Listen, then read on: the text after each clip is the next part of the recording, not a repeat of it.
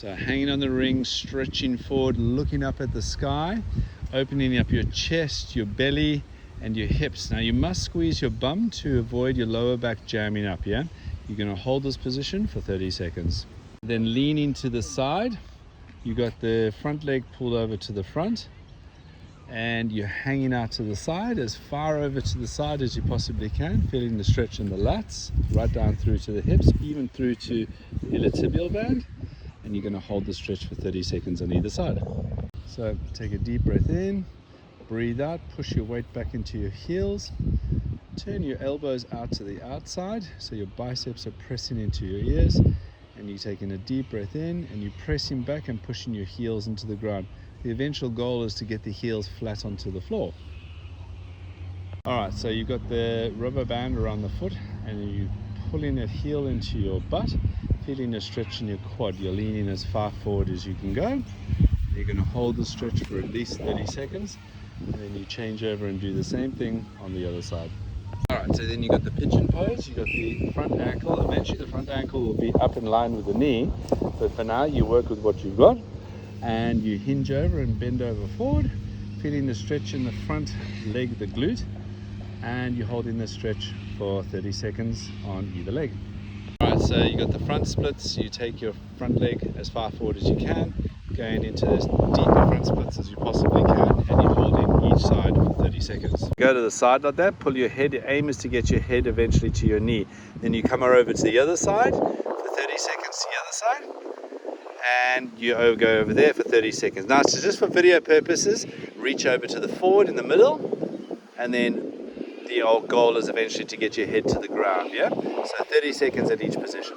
Elbows locked, palms facing up, back of the hands pressed into the ground. Lock your elbows, rock side to side 10 times. Back onto the hands, pick up onto the fists. Keep the elbows super locked, keep the bicep turned in and facing forward. So the crook of the bicep, inside that crook, that little divot in between the bicep and the forearm must be rotated forward at all times, yeah? That'll be challenging to hold that locking out and forward press of that crook of that elbow. All right, do that 10 times. So peel your palms up off the floor and then keep the crook of the elbow facing in and forward at all times. You're going to repeat that 10 times. Shrug your shoulders on. So switch your shoulders on, yeah. Number 2, bring your knees up into your chest as much as you can. The goal is to get your knees right up into your chest. You're going to hold this position for 30 seconds. Let's say you start fatiguing, bring your feet down and finish off the 30 seconds like that. We're going to balance on the single leg, and we're going to hinge over as best as we can on that single leg. Bend the knee slightly that you're standing on. Hinge over as far as you can go and stay balanced on that leg for 6 to 8 repetitions. Obviously you do both legs, yeah? For the downward dog, and then you take your back foot up. Now brace your abs, push up through your shoulders. When you start feeling comfortable, Tracey, you can take your hands in closer to the wall. Yeah. Eventually you'll get to the stage where you can actually take your nose up into the wall and be really vertical, but one step at a time. So you want to hold this position for anything from 20 upwards to 60 seconds, remembering to keep your butt tight and push through your shoulders. So push your head back into the wall or a door, whatever you're using, yeah? Squat, taking yourself as deep and as far forward as you can. Feel the stretch, come back up again.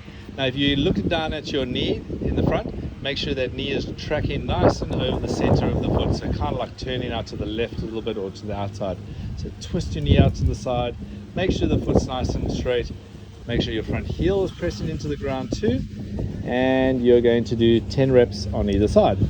So calf raises, you're going up and down, you're doing 10 calf raises. Try expose that heel into a deeper stretch. So really take it deep. 1, 2, 3 at the bottom, drive up to the top, 1 at the top. 1, 2, 3, stretch at the bottom, drive up to the top. So 10 reps on each leg. In back, row yourself up. Pull, palms facing down on this one. Bring your elbows as far back as you can. Hold 1, 2, 3 at the top, and you're going to do that 10 to 12 times, yeah? Squeeze your butt so you lock in that lower ab and support it a little bit more effectively. That's it. 1, 2, 3 at the top.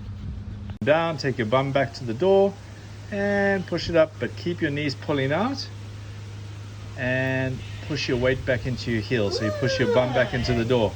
and that will strengthen up the quads for the squat pattern. So you're going to do anything from 8 to 12 reps. Abs tight, butt tight, take yourself into a push-up, push up, lock out the elbows at the top, take the hands down, back towards the hips. Like as low as you can go. Yes, as low as you can go, but careful that you don't arch your lower back. So you must squeeze your bum and you must squeeze your abs to keep your lumbar spine engaged, yeah? And you're going to do 8 to 12 reps. Pelvis up and under. Pull knees out, 1, 2, 3, and then release, good. So you're going to do 8 to 12 repetitions of this one. Remember, 3-second pause at the top, pull your knees out, and scoop your pelvis up and under.